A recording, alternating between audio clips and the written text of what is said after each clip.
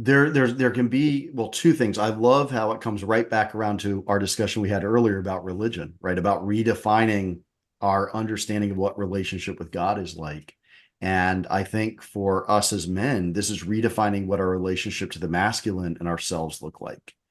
And there's so much judgment around, and sometimes it even gets weaponized, right? Like, oh, that's a feminine. That's you're in your feminine, you're in your toxic feminine, right? Whatever.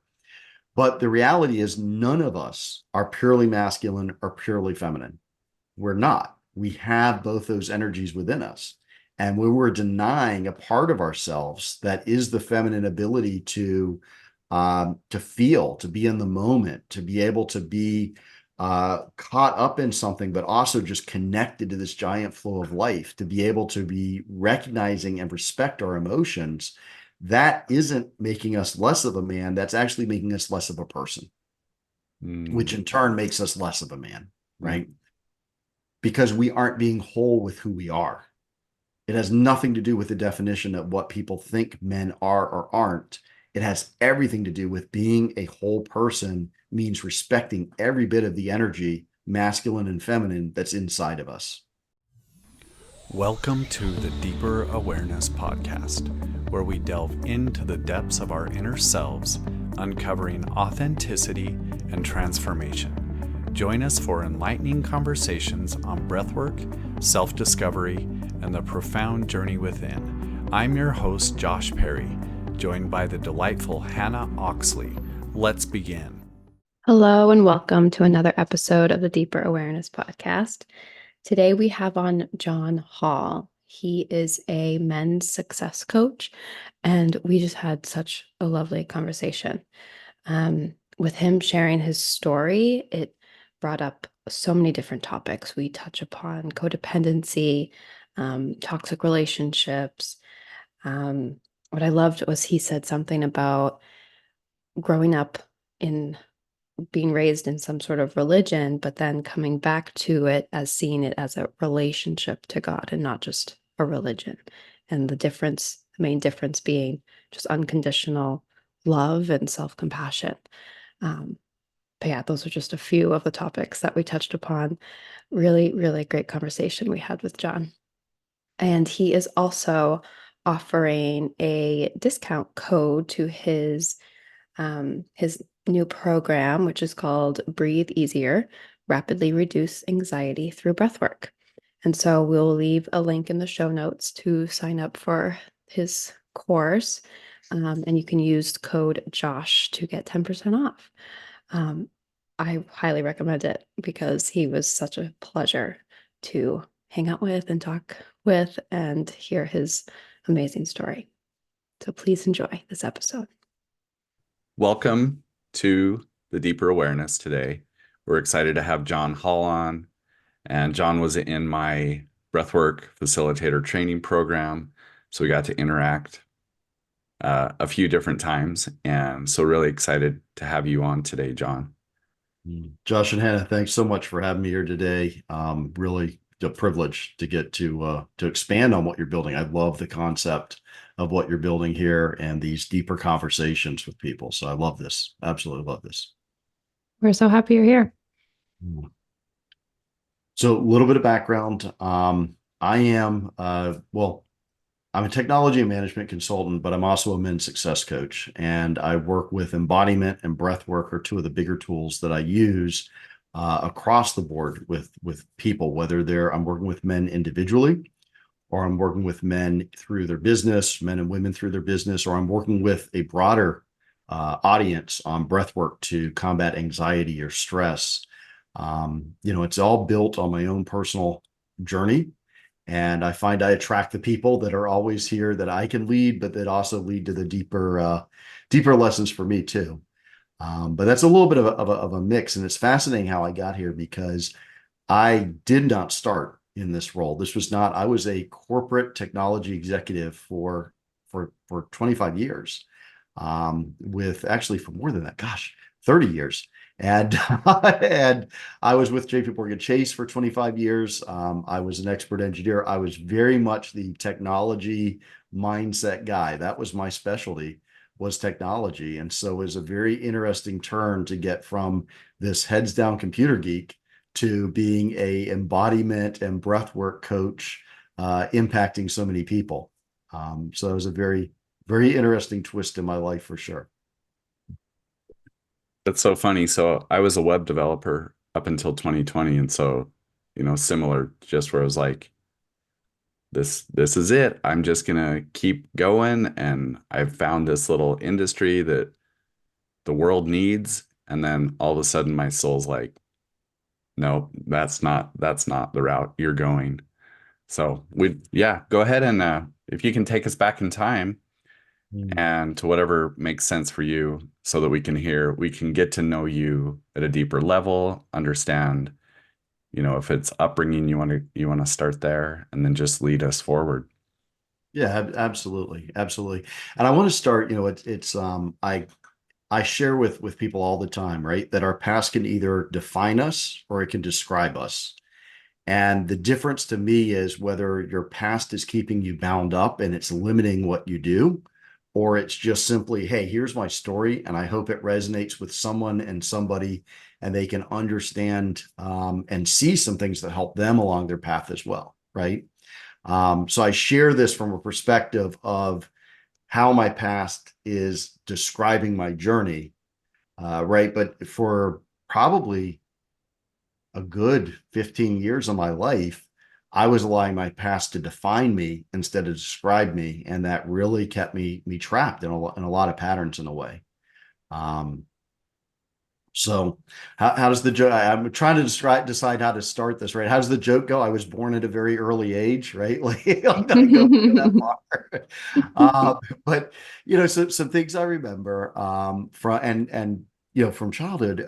My parents got divorced when I was 12 or 13, and that was a very, very difficult time. Especially being right at that age, that formative age of looking for a man to guide me at that point. And I was very, very fortunate, that, first off, both my parents were doing absolutely the best they could. And I had built deeper relationships with both my parents as a result of going through this. And at the same time, it was an impact, right? It was a big impact. And I was very fortunate that I was in Scouts and Boy Scouts, and I had men through Scouts that were very involved that I could look at and I could model. And also with through church. So I was very involved in my church at the time. And so both of those gave me outlets for expression and for doing work, but also that I was around men at that time. And this is something that I share with people all the time. Is it's so critical for us to children learn so much by modeling. They learn by what they see, right? So we think a lot of times we think, well, kids learn because we send them to school, but that's not so much the case. And they're seeing this with even some of the COVID shutdowns, where they're seeing children having an impact because they received the schooling, but they didn't receive the social interaction. They didn't receive being around other children and seeing what they do. And so, when we're growing up, not having, and I know for me personally, and this has impacted so many men, but we're growing up and we don't have that role model. One of our role models is missing, or they're not there for whatever reason. It can really leave a gap in our development. It can leave some deep wounds, I believe, that if we don't address, will just keep showing up in patterns. And there's already been a big shift for men, especially because if you went back 400 years ago, pre-industrial revolution, well, what would a boy do? A boy would have been working alongside a man in an apprenticeship all day long. They would see a man working, they would see a man in interactions with other men, interactions with women. They would see all these interactions, and they'd have learned on a regular basis what a man was like. And there's we go to the industrial revolution of where we're at, and really we boys especially don't get as much interaction with men. They don't get as much interaction with men in school. It's rare to have male teachers, pre-middle school. That was really a rarity for me, and it still kind of seems that way. And then also you have a man that is, if you do have a man in the household that's been gone all day, and so they're coming home at the end of the night worn out, tired. You are not always seeing the best of them.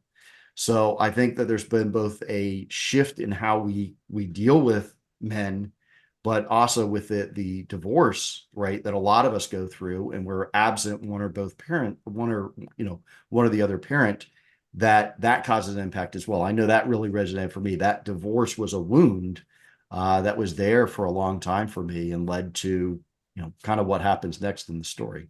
Hmm.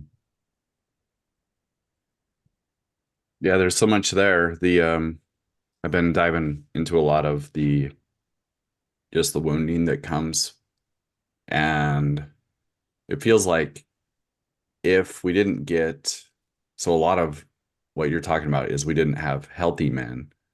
Well, we Right. didn't have men in general. But then if we had men, were they modeling something that was worth, you know, replicating? And we don't know as a little person. We model it, we take it in and we embody it, and then we walk into the world with that. We don't know any different. And so that's kind of what I've been diving into is what does healthy even look like from a masculine place? So we'd love to hear you keep going. Yeah, no, absolutely. And Josh, I love that because we we are too, when we're in our childhood, we're too young to understand what's healthy and what's not, right? Or we kind of do, and our bodies might, but our mind doesn't. It can set up this cognitive dissonance of like, well, I know my parents loved me, and I know this doesn't feel like love, and we're trying to reconcile these bits and pieces. And I say this as a parent of three children, right? That I know I did the best I can, and I know I've passed some serious stuff along to my kids that they're going to be dealing with, right? It's just the reality of being a parent, and especially if you're a parent young before you even understand a lot of this. So yeah, you're on this journey. I think you're on this journey of like understanding, oh gosh, I do have these things that need to be addressed from my past that maybe I didn't know was there. And I also have to reconcile and maybe reset a new level of what healthy is, what love is, right? Like I have to mash the reset button on it. And it's so one of the analogies I use, because it's so deeply embedded in us, is holiday meals, right? There's probably things that you eat, foods that you have, or rituals that you do on holiday meals that you don't think of, but when you don't do them, seem so odd to you, right? Like I have a green bean casserole with the mushrooms and the little crispy onion bits on top, right? And it's like if I don't have that, it's not Thanksgiving, Mm. right? Or at least it was for a long time. Like, oh no, it's Thanksgiving. We have to have the little green beans. And I think that shows up in our life too, right? Like, no. This is without knowing it. If I don't have whatever the green beans with crispy onion bits is in your life, in your relationships, in the way that you relate to other people, it starts feeling like it's not real, even though maybe healthy is something different than that dish, right? Mm. So my desire for for the father figure in my life, some of what happened after my father left, my mother did the absolute best she could, and yet there were things there that left impressions on me as well. And so I wound up getting married very young. I was 22 or 23, so very, very young, and wound up finding a woman who had her own set of issues and actually had mental illness. And then I, live with a whole bunch of beliefs around my codependency, around, all these things that I thought were just normal, right? I didn't even know I was being codependent. I didn't know I was lacking boundaries. I didn't know all these things. I just knew that it felt bad. It didn't feel good, but I didn't understand what it was, right? And so for me, work became a big sense of numbing out of, well, I'll just go to work and I'll produce and I'll provide and I'll take care of a family. So on the outside, it looked like, wow, John's, taking care of his wife and kids, and he's working really hard. He's a very dependable stand-up guy and he's great in the community. But inside was just this chaos inside the house of, dealing with a very emotionally abusive marriage that I didn't know any better of. I need to get out. I need to get the kids out of this. My thought was, well, it's me. I need to work harder. I need to put more in and more in and more in, leading to, eventually collapse in that space. Well, it struck me as you were sharing that inside you could, like, did you have the awareness that it didn't feel good? Yeah, exactly. So, Ex- and then, so if we go back a generation where our parents dealt with the same thing, but I feel like there was less awareness inside of what that feelings even existed. And then there was no word codependency to Right. create a label or a way to understand it. So maybe 8 or 9 years ago, I was reading Codependency No More. And I was reading that book and I was like, this isn't unhealthy. This is my life, and it was so Yeah. hard for my brain to to understand that what my normal was was unhealthy. I didn't know how to pull that apart and even like trying to define it or articulate what codependency is to somebody else. I was like, I don't know. You need to read this book because it's Right. it's a problem. But I don't really know how, and it doesn't feel good inside. Josh, that's so spot on. I love you sharing that because that was a very similar experience that I had as well. Was starting to go like, oh my gosh, wait a second, you're telling me this isn't normal? I thought this was normal. I thought this was exactly the way that it was. And I think that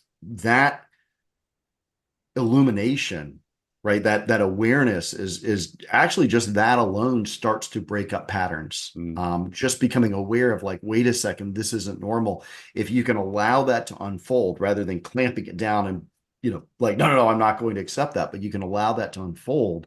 I think it really starts to break things apart because you start to shift your perspective a little bit like, oh gosh, well, if this isn't healthy, what does that mean? Right. You start questioning that and you start being able to move away from this perspective that you've been chained to that was painful, but was all that you knew. It's like, well, maybe this is just the way it's supposed to be. Right. And it's such a hard process because your ego is like, no, no, no, like you're comfortable here. Why are you digging into this? There's always so much resistance. And so I've recently find like I used to just like go like even if something pops up on Instagram, I'm like, that's not me. And I don't even like listen to the whole rest of the video. I'm like, now I go, I'm like, I need to listen to that. Because if it wasn't making sense and my body didn't or my ego didn't want me to read it and I just scroll through it, I gotta go back. There's something there. Because if my ego's trying to protect me for something, I at least should honor my own curiosity.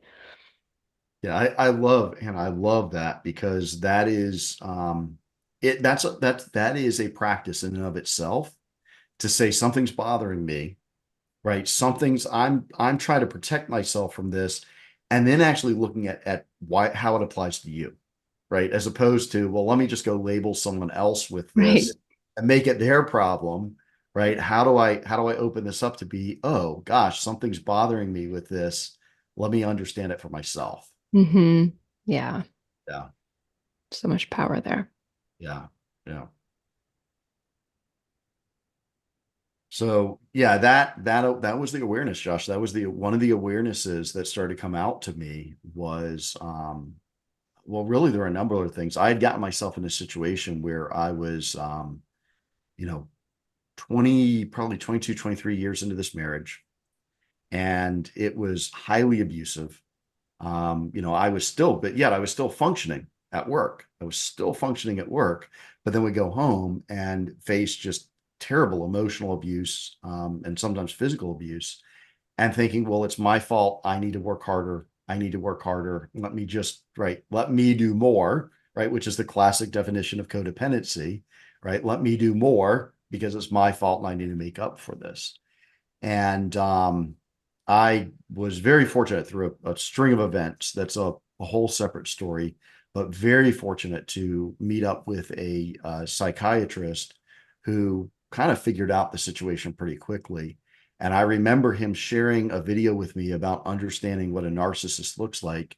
And it was the same thing. Like as I watched the video, I'm like, oh my gosh, wait a second. This is exactly the situation I'm in. This is exactly what's happening to me. This is why it never felt right and it felt so bad.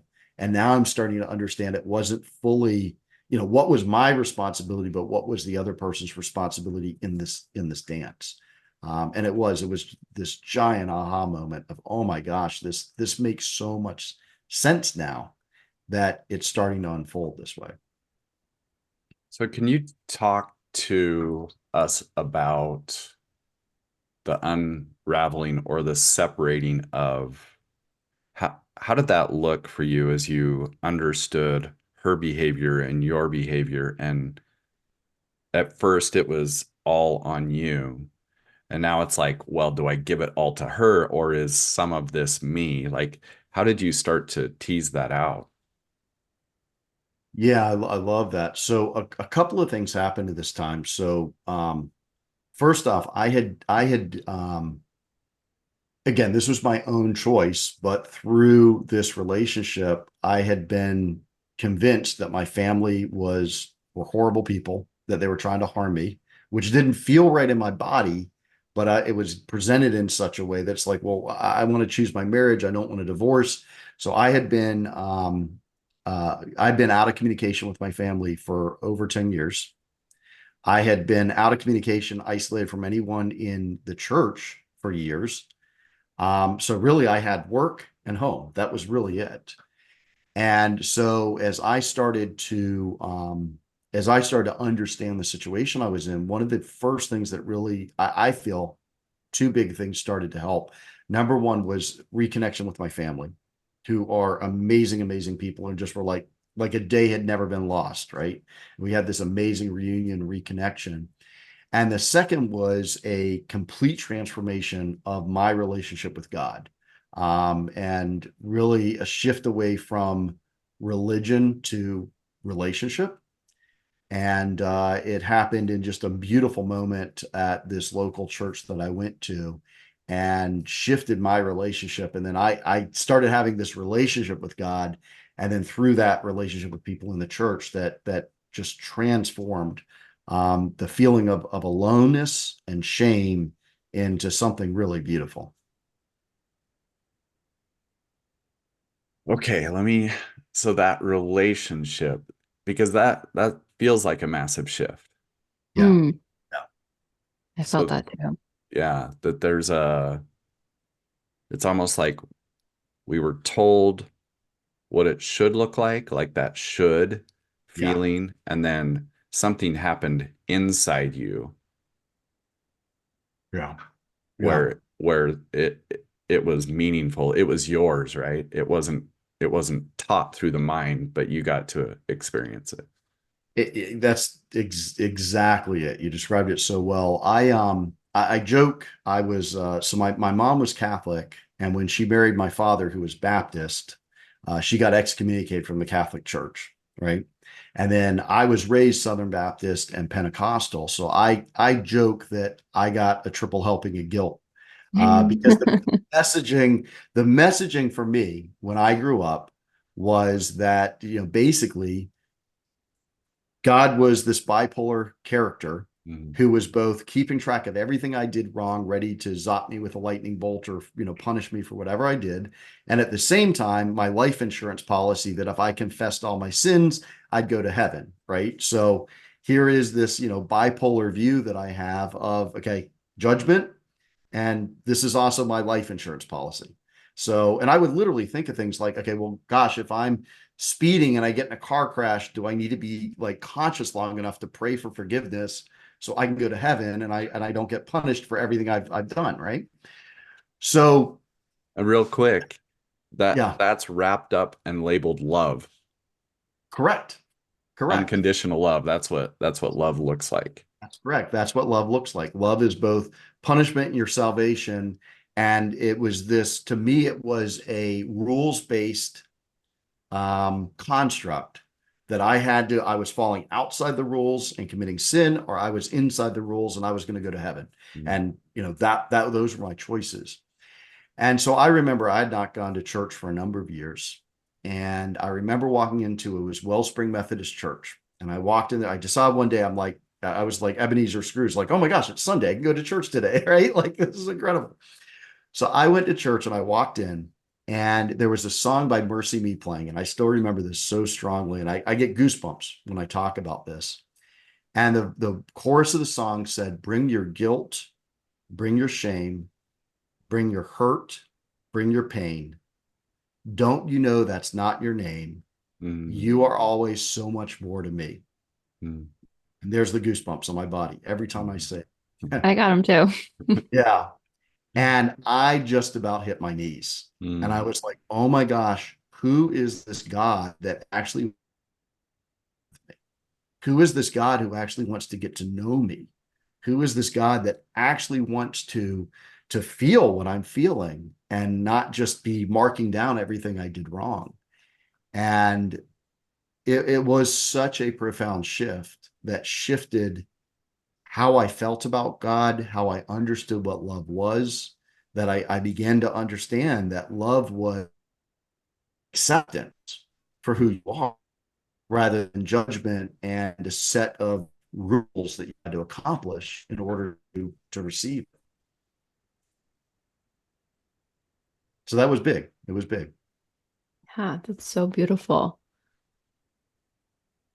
Thank Epic you. shift. yeah. Thank you. Does Yeah. from that moment, was there trauma, like religious trauma that you had to clear through or feel through or release in some way, or was it just a moment for you that just kind of shifted things for you? Both. Okay. The answer to Okay. that would be yes. Yeah. Yeah. So it was a very profound moment. And yet there still has been this unraveling of Mm. understanding, okay, what was the religious aspect of it and what's the relational aspect of it? How do I release that and move through it um, to unlearn what I grew up with, right? To unlearn. One of the things that is fascinating, I remember so clearly, probably 10 or 11, I was at camp and we had counselors that were probably in their 20s. And I remember this counselor, and it was very well, I am certain he said it with all the well meaning that he could. But he said, my life without sin to honor God. I'm just going to live one day without sin to honor God. And that stuck in me because I was always judging myself of, well, I failed again. I failed again. Do it. I failed again. I failed again. Right. And it set this stand up for me as a little boy of like, well, I want to show God my love, but every day I'm judging myself by whether I made the mark of not. And that's an example. That was a very innocuous comment that was made by somebody that I interpreted in such a way that was very traumatic to me to constantly be thinking in my mind, judging myself a day without sin or not, because when I didn't, I considered myself a failure. And I think, Josh, there's so much that absolutely is in that sense of what we're taught love is. We're taught to believe that religion is, we're taught to believe that relationship is. And we're constantly having learned this stuff to be able to understand what love really is. And I don't claim by any means to understand what real love is at the deepest layer of truth, but I believe I've gotten a few more onion layers deeper in to what it actually is now as a result of this. So as you're speaking that, my my journey's been very similar.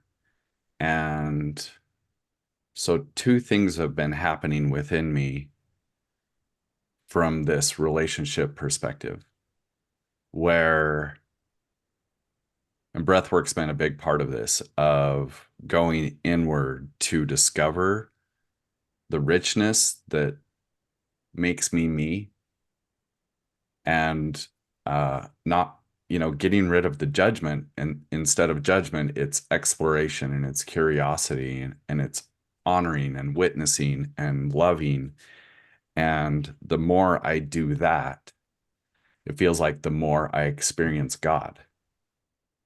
Yeah. But it's not like a guy in the sky. It's something inside of me. That's where I keep finding God is. And that's been the gift of the inward journey for me. Yeah. I can see that. I can see in your face and feel it, just the truth in that for you. And and I loved you said a word, you said curiosity. And I think curiosity is what leads to awe and wonder. Mm. And awe and wonder, I believe, is how we really get to fully experience God.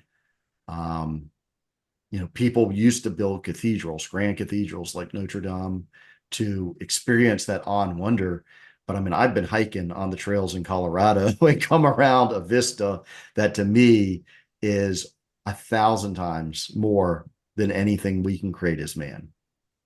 And it's like you feel that connection, you feel that deep connection, and you're like, oh my gosh, I feel,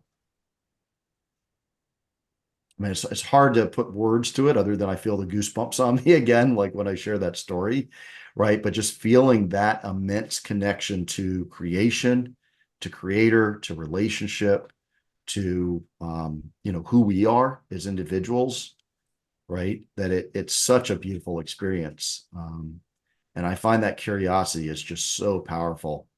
Not to just go, well, let me accept everything that's been spoken over me, but let me get curious about what this really is about and where God is.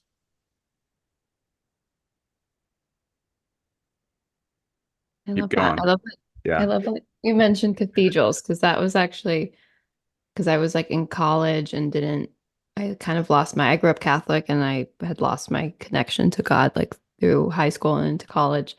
And then I went and walked this, it was originally a religious pilgrimage through Spain, but I was Mm. like, people can do it for all different reasons, like just to lose weight, exercise. For me, it was just to experience. And when I saw, when I stepped in, we have a beautiful church in my hometown too. But when I stepped into one of those cathedrals for the first time, it was like, somebody just created this to worship God. Like it really reinstated that faith in me. Um, and then it was just this one day on that trail too. It was raining and I just could not wait to get to the next village so I could stop. I was exhausted because we were walking so long, so many days. And I was like, I can't wait to stop. And I felt like I was going to collapse. Like it was just my back was so heavy. My bag was so heavy on my back. And I remember this feeling of, I felt like I was being carried. Mm. And Mm. so, and I got all of a sudden, I was like, so I really don't feel like used my own feet there. Like I really felt like someone just carried me. And so that was when I was like, but respected myself, but how silly was I for not believing that I'm completely alone in here? Like there's somebody else in here with me, guiding me and carrying me when I need to be. Yeah. Yeah. I love you sharing. Thank you for sharing that story. Um, Thank you for letting me. there's that feeling of just like you said, being held, being carried, being connected, and it is so deeply nourishing to our soul to know that, right, to know that we're not alone. Hmm. Exactly. Exactly.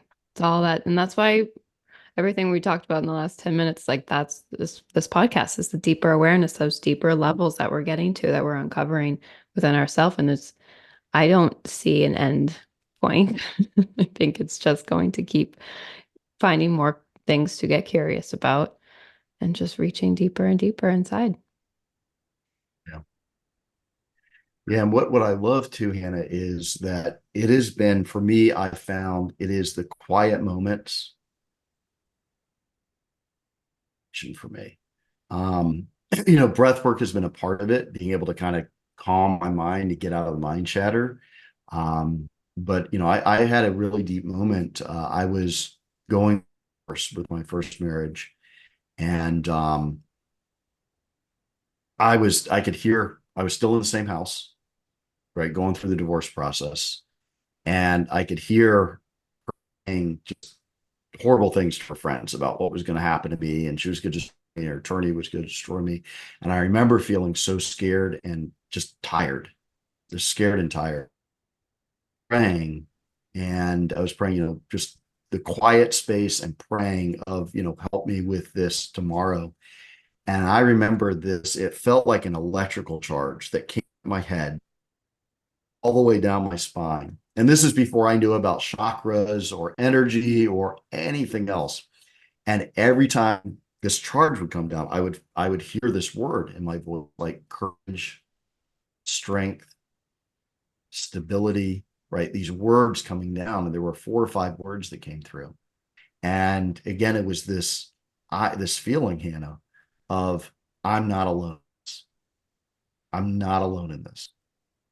And it gave me such courage to go into the trial the next day. Or I guess the not trial, I don't know what it would be, the court here. But that type of connection that you feel, and it comes in that quiet. I think it comes in that quiet, and sometimes it comes in that desperation. It comes in that just almost releasing everything. Ego's just gone. There's no ego there. Like I'm recognizing I cannot do this. That comes in, and those are just those beautiful moments that you remember. You It's in, remember, yeah, it's in the surrender too, yeah, when that desperation of like just surrendering to it, yeah. so to be carried. So I'd like Mm, to share. So I left Mormonism in 2019. And before that, I was listening to Mercy Me and like Casting Crowns and all these like worship Jesus songs. And I was trying so hard to find Jesus. And like there's a painting of him like he's like I think he's on the water and he's the person in the painting's like underneath the water and he's reaching his hand down. And I was trying to picture that. And I was just trying to find this something outside of me that would save me. mm, And so then I've gone on this journey for the past 5 years of just setting all of that aside and like this grief and this anger and this sadness and this longing for something. And it was the version of Jesus that I don't know that I was sold or that I interpreted. Um, and so I was yesterday, I was putting on the Casting Crowns songs that were so meaningful and just brought up so much emotion back then. I put it on yesterday and I was sobbing. I was sobbing. It was just like pouring out of me, just all of this emotion and this recognition that the journey that I've been on the last 5 years and all of the strength that I've found inside, that if somebody would have saved me, I wouldn't have found that. I would have just been the same person and just like somehow the like I've been in this weight room inside of developing this resilience and this grit and this strength and this determination, but I needed to go through all of it. And so it was just so meaningful to put that music back on and I was just like some anger and I was just like I'm gonna fucking see where I'm at with this and all of this new just all these layers of just belief were just falling away and this new sturdy Josh was standing before me, like not standing before me, but I felt just the truth inside of me of what authenticity feels like and vulnerability and the gifts of the heart and the journey inward is such. I mean, that's what we get to discover is our own hearts.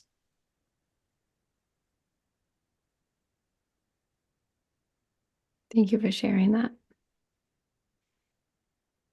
I feel like that was such a mic drop moment. I'm like, I don't even know how to. I love your heart, Josh. I love your heart so much, man. love your observation. And you had me chuckling with the idea of a spiritual weight room. I'm like, I could see myself. I don't want another leg day. This isn't, but it's just so beautifully articulated what you shared, which is that, I look, reflect to see the growth because I don't see it in the moment. I'm like you. I am like, man, this does not feel good. I don't know why I'm going through this. I don't want to go through this. This doesn't feel fair. This doesn't feel right. All the reasons my ego's throwing up why I shouldn't be in it. And yet when I look back, I see how everything in my life has gotten woven together into this beautiful tapestry that I could never put together myself and has led to such a different awareness if I didn't go through these experiences. Um, you know, I would still say I am an egocentric, temperamental, whatever, but I'm much less. I like to believe I'm much less than I was 20, 30 years ago when I started out because of what I do and because of how I've grown. And it is, I love that reflection. I could feel that story so deeply and you shared that, Josh. I love that. Well, and if I can just, you have been such a model for me of what, because you've held me through breath work multiple times, and I could feel your heart. I could feel your protection, your safety, and the gift of that nurturing that I've needed to, feel through the different wounds. And so really so much gratitude in the gift of knowing you and just the journey that you and I have.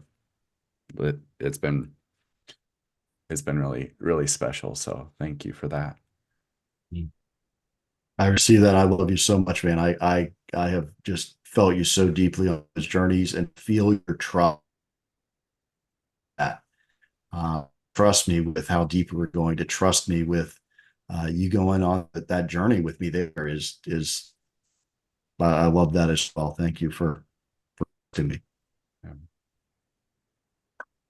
So if you can pick up wherever makes sense with the church or however you want to keep going, we love to hear more. So Yeah. So I went through my divorce and my kids went off to college, went through my divorce. I was went through a deep thing of like, am I going to be alone? Is this it? Am I going to be alone the rest of my life? And did a lot of work on my own in the years that followed my divorce. My wife, Sandy, um, and we met, we eloped. We were like, oh my gosh, this is amazing. We have found our perfect soul. And that's what led me to starting my business this way. And then that itself has been the journey of, oh, we are learning together how to reset child. We learned childhood to reset what we learned in prior relationships. And coming into a relationship at 50 years old, right? When I was at the time, is a completely different experience than coming into a relationship when you're 20 and you've just been dating and you've never, you're still learning all this stuff, right? You're coming in much younger. And so that's been a lot of navigating of, how do I take this tremendous ability I have to coach, to lead, to mentor, to lead people and guide people through breath work, right? And also applying my lessons of how am I in a relationship when I'm relearning what a relationship is. I'm relearning what it's like to be someone that is committed, that is right. When you're relearning all these things and resetting all these things as a result. So it's just been this, ever since I got out of that relationship and I started this learning path, it's just been tremendous growth all these years as I go through redefining what relationship is with other people, with my wife, with God, with myself. That's such a journey, isn't it? It's and you can't there's no book. It's like it's a lived experience thing, and it's practicing and it's trying, and it's like, oh, that didn't work at all. That was my old pattern, and how do I do it different if nobody's shown me? Yeah, and that's and a big part of me has been redefining failure, Mm, learning to redefine failure. Remember, I was the kid that every day would look at I failed because I sinned, right? Because of something that was shared with me, and learning to read failure in a way like, no, if I'm not trying, if things don't work out the way I expect them to, what did I learn from it? Where can I grow from it? Right? What did I take away? I think it was an Edison who talked about all the ways he failed. And he said, I didn't fail. I learned 1,000 ways not to create a light bulb. yeah. So what are all the different ways that if I launch something, it doesn't quite turn out the way that I think. What have I learned from it? Where can I grow from it? Totally redefining it. And then the mindset work. I think one of the biggest challenges for me and so many of the people I work with too has been the mindset of being an entrepreneur or being in a startup or a small company, and that mindset work being done to believe in yourself, to have the confidence to get up and go again, the ability to learn and grow, the ability to keep broadening your perspective and setting your ego aside to say, what else can I mindset work has been that's where breath work has really come so much for me is eliminating the mind chatter and being able to learn to focus my mind for longer periods of time. How did you find breath work? I had done it was entirely through my wife, Sandy. She had introduced me at first to Wim Hof. Which I was crazy. Like she basically said, "Hey, I got you a ticket to this event, and you're gonna go hop in an ice bath and breathe and hop in an ice bath." And I'm like, "This is insane," but I'll go try this because I'm open. And I loved it. I absolutely loved it. I loved doing the breath work. I loved doing the holds. I loved being in the cold ice bath and learning how to do it longer and longer. It's opened the door. And then I tried some holotropic breathing, some different breath styles. But pause, actually, my wife had originally the certification and the time working out. So we contacted Pause and said, well, I said, hey, I can do this. I can do this. And then you can sign up the next time for your certification because the timing wasn't working out. And it just wound up being serendipity and everything opened up. And I was like, oh my gosh, this is amazing. Right. And I love what I love is the comments I get from so many people that they go deeper with or invitational trauma informed breathwork style than they do with anything else. And they told me I've done this. I hear so many times I have done so much before I've ever gone in meditation or in awareness or revelation or whatever it happens to be for them. So it's just been as I've learned it, I've loved it, and it has been such a tremendous tool to build in my own life as well, to just calm my mind, calm my body, be able to get a different perspective for sure. And so were you already a men's coach before you got certified for breath work, or is that okay? Yeah. So I was doing embodiment work with men, but I had Okay. incorporated the breath into it, right? So my wife and I were coaching couples. She and I coach men.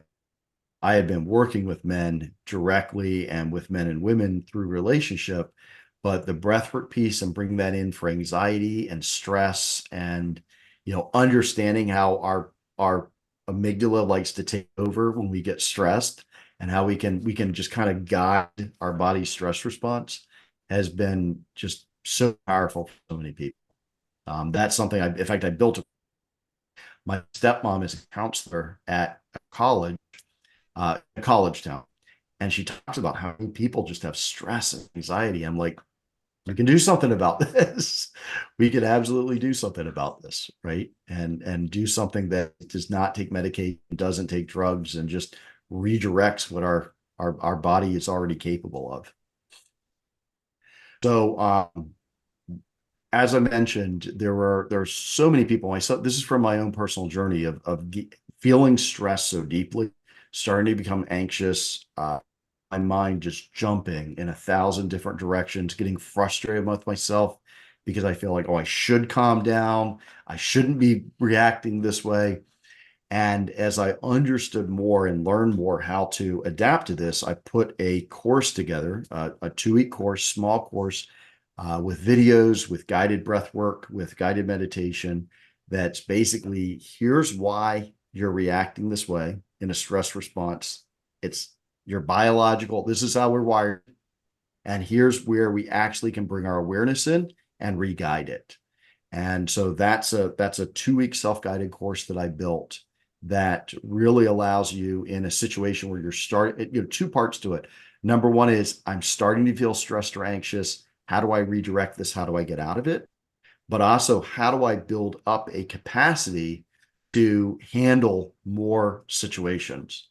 So, what I'm offering is 10% off that course to anybody who's a listener.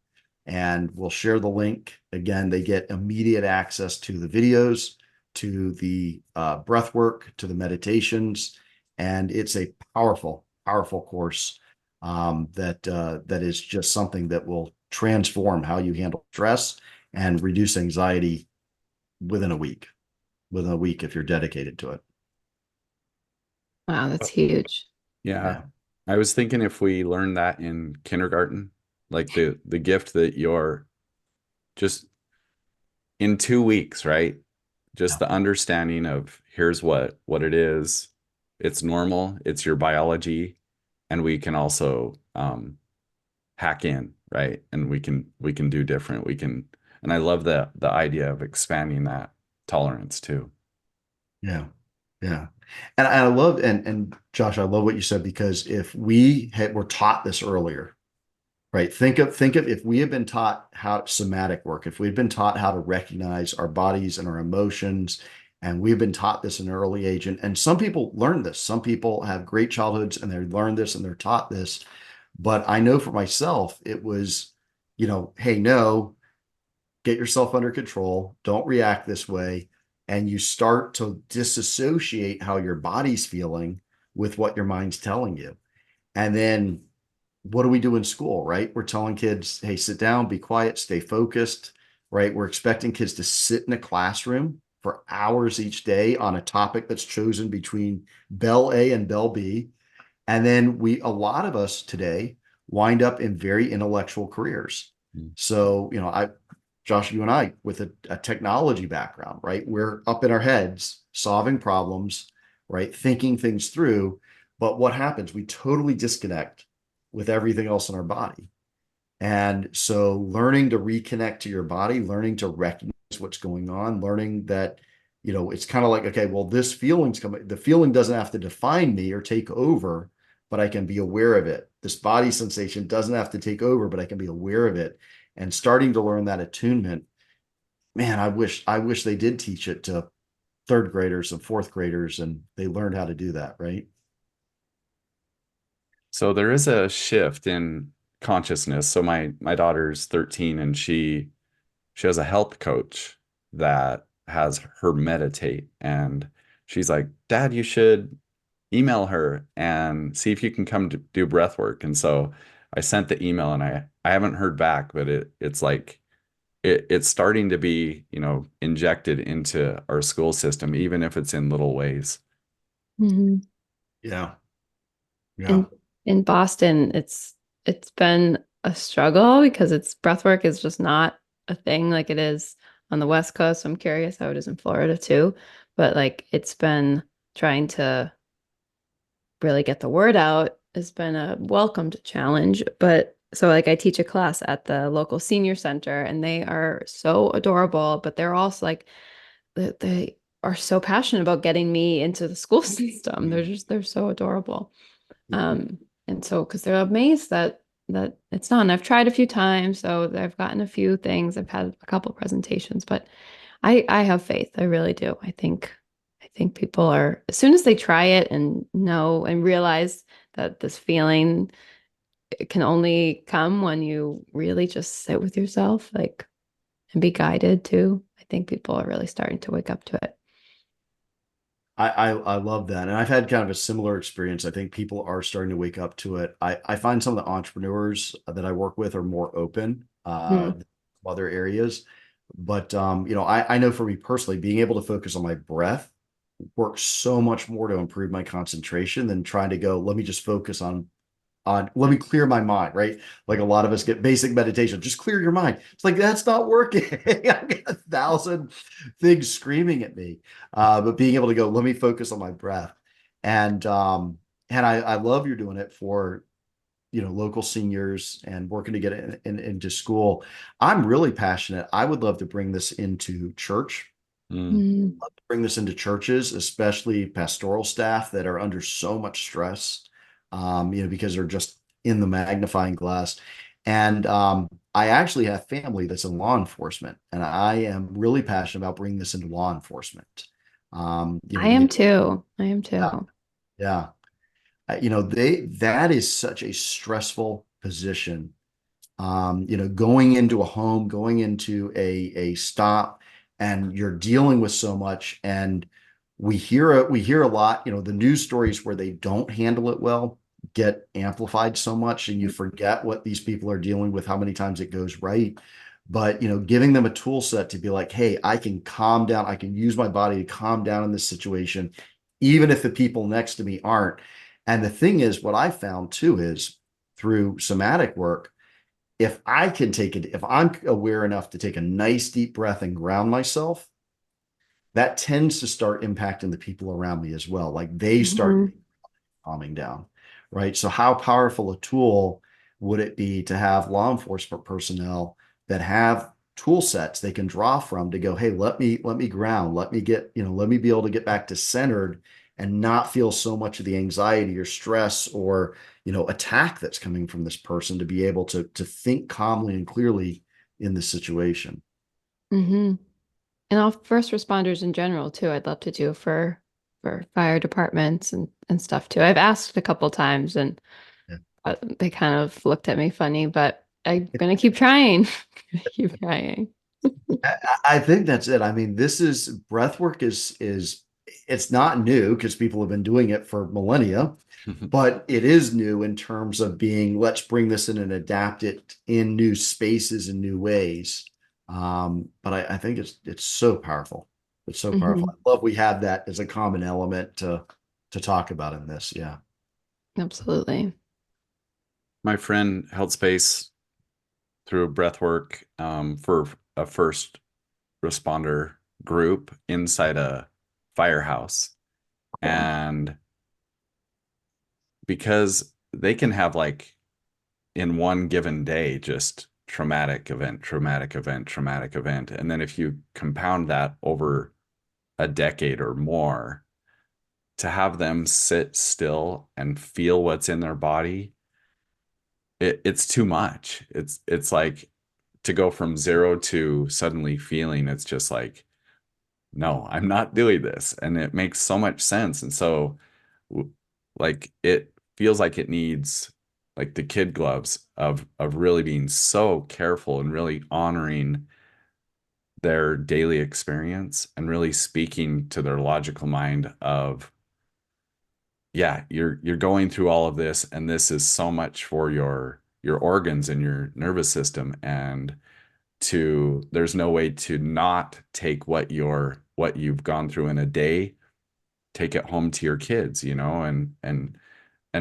of course they don't want to bring it home, but if they don't have the understanding of what to do different, like understanding the amygdala like you were talking about, and then creating that the capacity once more. So it's such a needed thing, and for nurses, you can see just all these different career paths that people go on with no understanding of how to turn it off or to soften or to release. Or so breathworks, it's got to be a big part of what our society needs.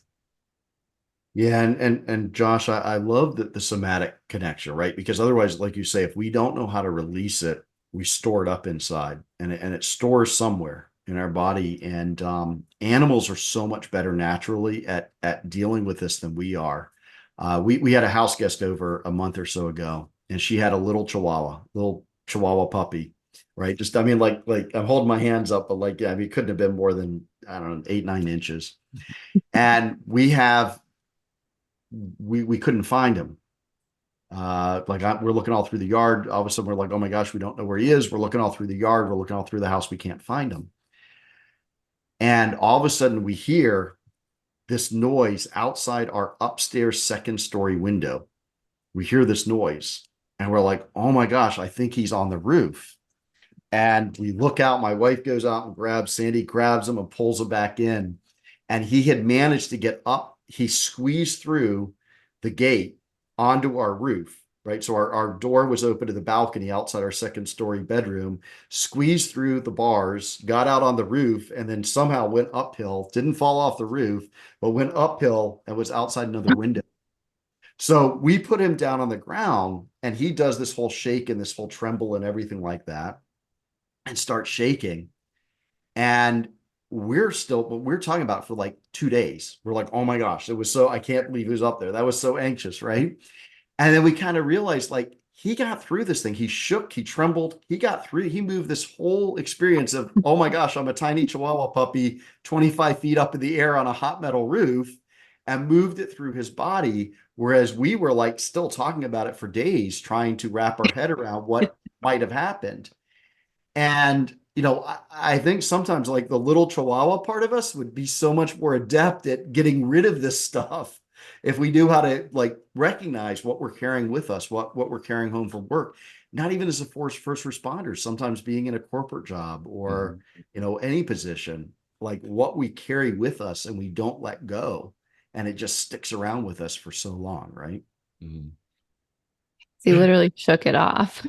He literally shook it off. We just watched him. We put him on the ground and he started doing the whole body for about 20, 30 seconds and then was off playing with our corgis. Wow. Like, done. I'm good. Well, It's out. I told you before we started recording about these bombs getting detonated near my house. As I was all like flustered, going outside trying to see what was going on, coming back inside, I was like, "Oh, I hope my dog's okay." She's lying on the couch, like she's like, "What are you guys all upset about?" Like, so I know some dogs get freaked out with fireworks. A lot of dogs do, but she was just like, "It's just a loud noise. It's fine." Yeah. They do. They shake it off. But you know what? I noticed so we have three corgis. We have two that are Sandy and mine, and then a third that's our stepson. That's our son, Cameron. So we have they all react to fireworks differently.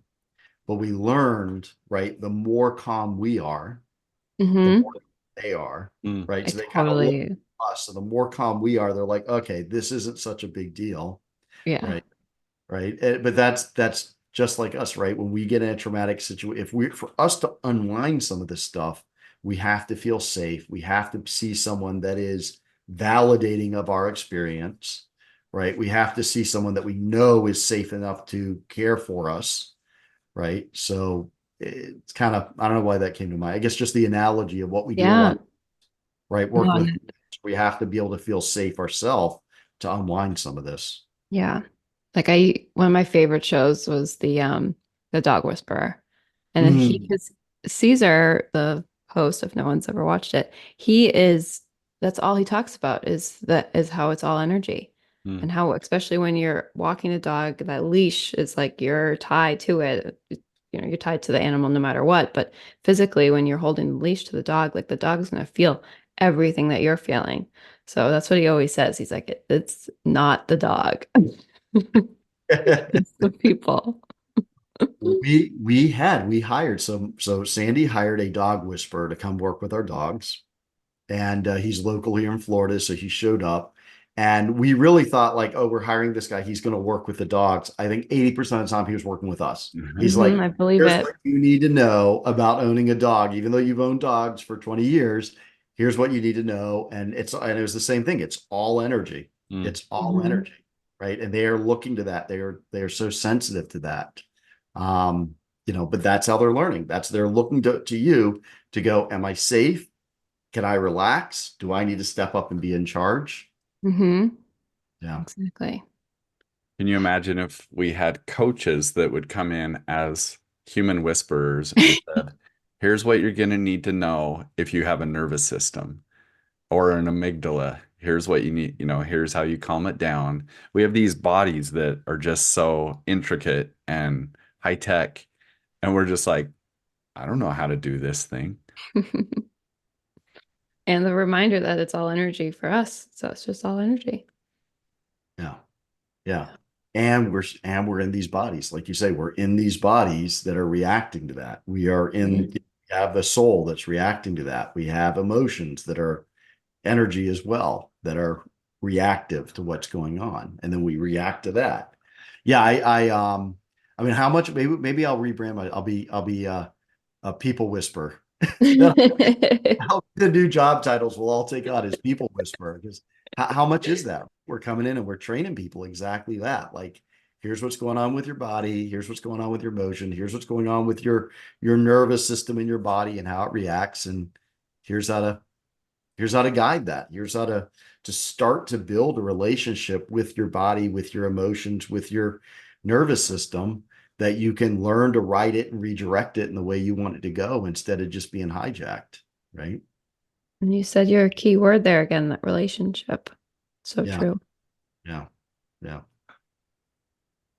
So I'd love to hear more about your experience with men. So how long have you been a men's coach? So that has been 5 years now. Okay. I've been working directly. Yeah, yeah. So I'm guessing as your journey has gone, so has your coaching, your understanding of men and working with men. We get feedback as we experience, and we're like, okay, I was coaching this guy day one, 5 years ago, and it was like, I do it this way now because I've learned these things. So, can you talk to us about maybe healthy masculine and the things that you're uncovering in yourself, and as you're working with people, what would benefit our society if we really understood what that healthy masculine looked like? Mhm. Wow, this is such a great question. I love this. I'm gonna,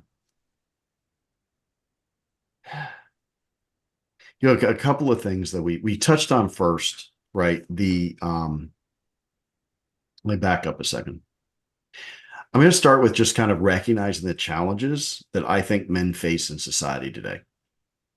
Um, the structure of we aren't around healthy men in to the same degree that maybe 400 or 500 years ago we could have been, right? I mean, if I can add a little piggyback question, like you were talking about how, way back when you'd have the apprentice and your hands-on work and stuff. And so maybe you can also answer how you see that differing in like the tech world. Like, do you still get that mentorship, or do our devices kind of take a little bit of that away from us?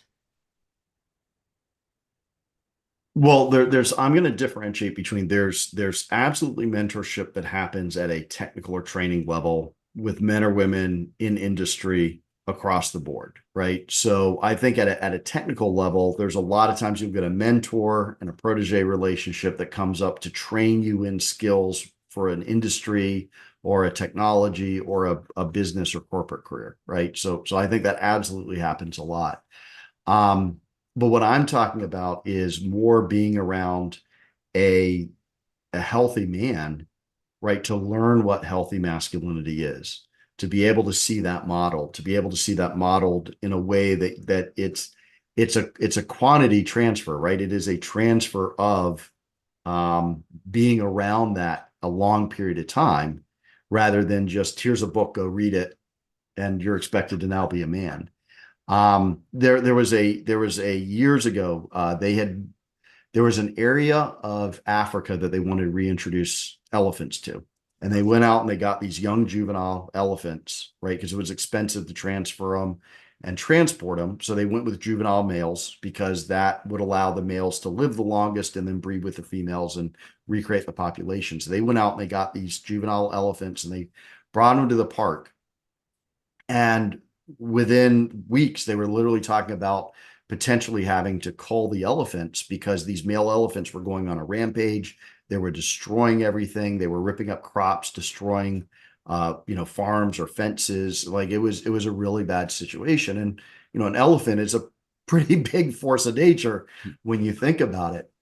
And fortunately, they had an older biologist who said, look, before you go to extremes of, potentially killing these elephants, right? Culling them, go get an older male elephant and bring them in. Mm. And they brought an older bull in and they introduced the bull to this same park. And within days, the juvenile males had calmed down Mm. because they started looking to the old bull on how to act and how to respond in a situation and learn what was appropriate and what wasn't. And so I think there's such a powerful analogy for us as men because first off, I think men are often expected to solve it on their own. It's seen as a weakness if we turn to anyone else. And there's this dichotomy of men, right? We expect men to be very strong. Like we criticize men for being too strong and doing things on their own, but then we criticize men for not being strong enough. And so we wind up with this situation of men are expected to be, like this right layer of strong and strength without getting any outside support a lot of times. And so one of the really powerful things is, for men to recognize, hey, I don't have to do this on my own. I don't have to solve this. There are other men like me that are struggling with the same things, that are trying to sort things out, and that it's okay for me to reach out and ask for help. It's okay for me to reach out and get someone to support me. So I think that's a part of it, is being able to recognize that, right, in the situation that men are in. The other thing is, a lot of times recognizing years ago, and some cultures still recognize and have a rite of passage to men, but in the Western world, we have pretty much eliminated this passage to manhood, right? And you just kind of de facto fall into, well, you're going to college, but that doesn't make you a man. You're buying a car, that doesn't make you a man. You're getting married, that doesn't necessarily make you a man. You're getting a job, right? Whatever order those are in. And so I think also the ability to recognize that we almost have to grant ourselves our own passage to manhood nowadays. I know there are groups that do specific passages, but I think it's really the recognition of like, well, it's coming to grips with yourself of what makes me a man and how am I here, right? How do I give this to myself? I think one of the challenges of, if we're looking for external organizations or our partner or our parents or whoever to say you're a man and define that to you, it also means that they can take it back. Mm. So how do we define that for ourselves? How do we define for ourselves, okay, I have reached manhood and I still don't have all the answers, and that's okay.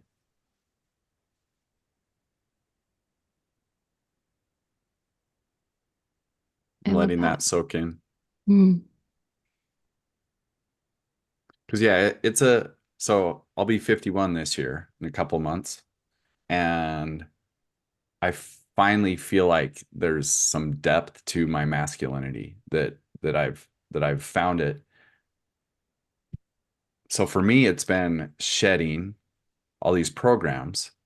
And so much of what has gotten in my way was all these constricted, like, stay in this box. Yeah. Don't act this way. You can't be this way. And a lot of those for me were feminine traits, meaning softness or sensitivity that I saw as weakness, and my ability to nurture or to honor or love, those felt like weaknesses.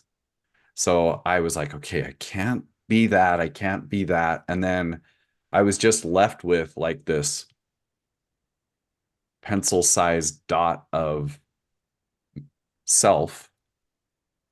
And I was like, am I a man now?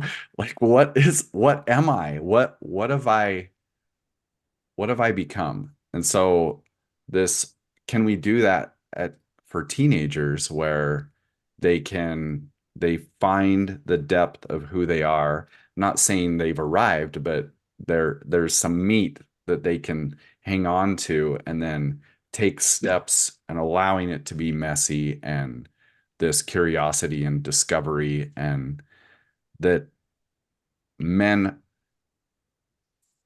that we're all different as men, and that doesn't mean like strength can look like vulnerability and it can look like tenderness and there's such like I feel like that's what our men are lacking right now is these feminine traits. Yeah, and it's there can be, well, two things. I love how it comes right back around to our discussion we had earlier about religion, right? About redefining our understanding of what relationship with God is like. And I think for us as men, this is redefining what our relationship to the masculine and ourselves look like.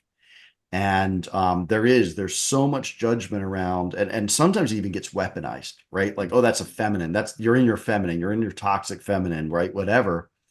But the reality is, none of us are purely masculine or purely feminine. We're not. We have both those energies within us. And when we're denying a part of ourselves that is the feminine ability to feel, to be in the moment, to be able to be caught up in something, but also just connected to this giant flow of life, to be able to be recognizing and respect our emotions, that isn't making us less of a man. That's actually making us less of a person, which Mm, in turn makes us less of a man, mm, right? Because we aren't being whole with who we are.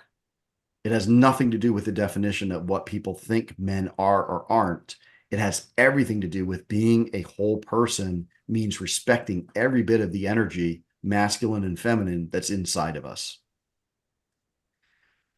And what's fascinating is, and there was some work done by Brene Brown, and I'm probably going to misquote this a bit, but I'm going to share it to the best of my knowledge. And she says, if you show me a woman who can sit with a man with all of his truest emotions, that's a woman who's really done some work.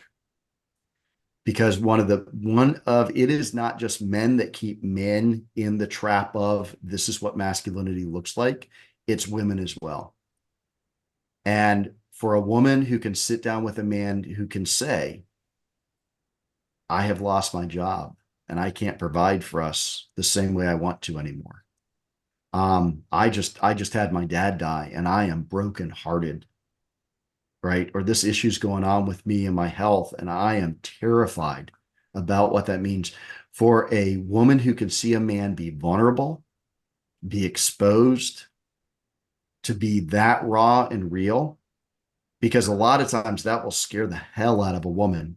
Like, oh my gosh, well, no, you've got to be the strong one. You've got to be the leader if you aren't there, right? For a woman in a relationship to be able to see this man is both a warrior and he can have his own wounds and his own feminine connection and his own reality of who what makes him a human, that is also as important as men being able to accept men for every bit of who they are as a human as well.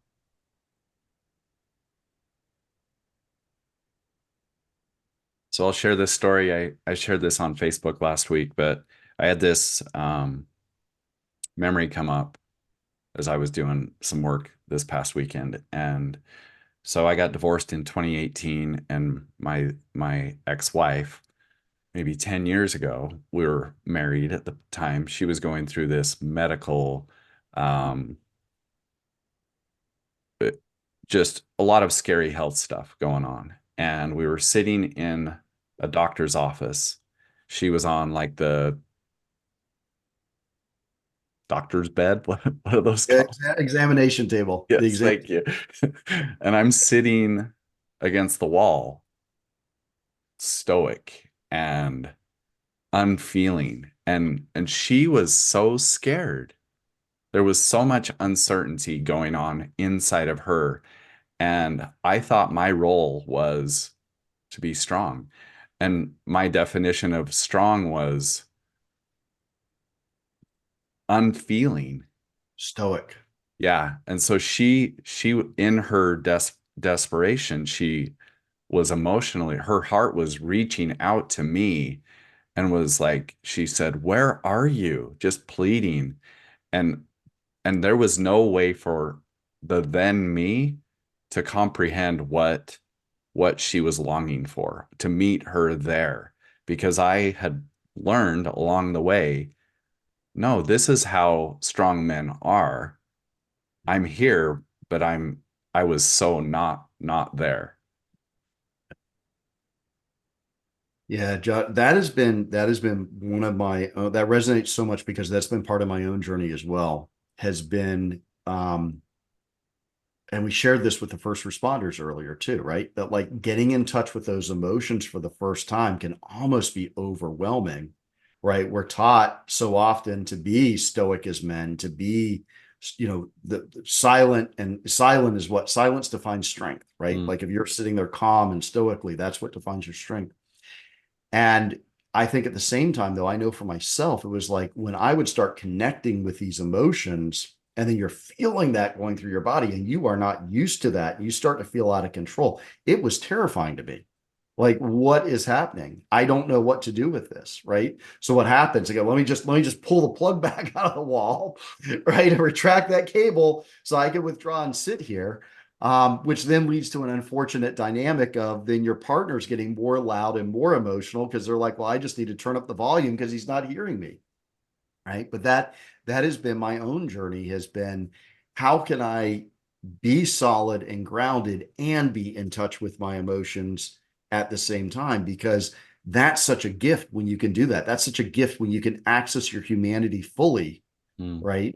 Not just this, what we define as the masculine side, but what we define as the feminine side as well. When I can tap into all of that, now I start becoming a whole person, mm. right? Now I start becoming a whole person. That's everything right there. Yeah. Yeah. Our journey to wholeness, our journey to wholeness. And I'm coming up on 55 this year. You shared 51. I mean, like this is a lifetime journey. Yeah. This is a lifetime journey. Well, we'd love to hear where people can find you. Yeah. So my site, Breathe With Me, it'll be in the show notes. So going to Breathe With Me is the easiest way, or you can reach out to me directly at John Hall Coaching. And either way, I love this conversation. This has been so phenomenal. Thank you guys so much. This is such an honor. And yeah, love this conversation. I love everything that we were able to talk about and how that flowed. Mhm. Do you do breathwork group events in person? I do group events, virtual events, online training, the online course, and then I work with one-on-one men and women individually as well. Right, most of my management and tech consulting is with businesses as well, so one-on-one in businesses. It's a full plate, sounds like. It is a full plate. It is a very full plate, and I love it. I absolutely love sharing this. I really do. It's so beautiful, so needed. So we love to finish up with giving you the opportunity to share a message with the world. Hmm.